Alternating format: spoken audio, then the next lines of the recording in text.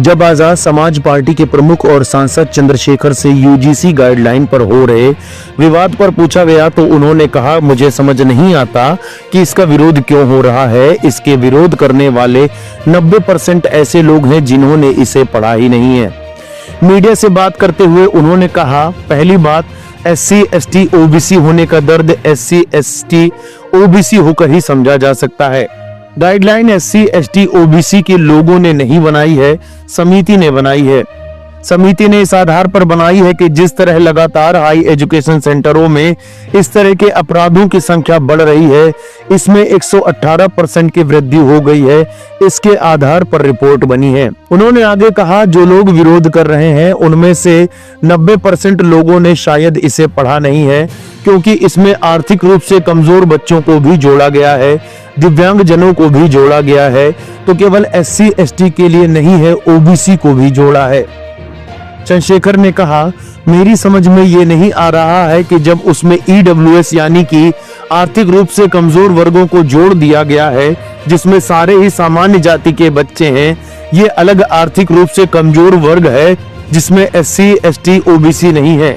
सिर्फ सामान्य जाति के बच्चों को 10% आरक्षण दे दिया गया है, उनको भी उसमें जोड़ दिया गया है, तो इसमें किसी को क्या दिक्कत हो रही है। मैं तो इसे एक ट्रैप मानता हूँ। मैं मानता हूं कि 2018 में आंदोलन के बाद सरकार ने SC ST एक्ट को मजबूत करने की बात कही थी, लेकिन आज भी जो 7 साल की सजा से कम के मुकदमे हैं, उनमें पुलिस गिरफ्तारी ही नहीं करती। लागू करना सबसे अहम होता है, तो जब सरकार लागू तो करा नहीं पा रही।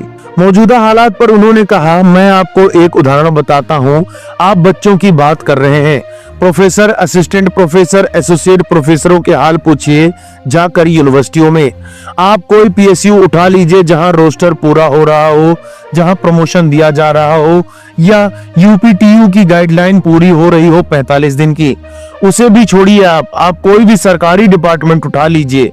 केंद्रीय विश्वविद्यालयों में सरकार का सामाजिक न्याय सुनिए, 45 विश्वविद्यालय हैं, एक AC का कुलपति, एक ST का और 5 OBC की, मतलब 45 में से 7।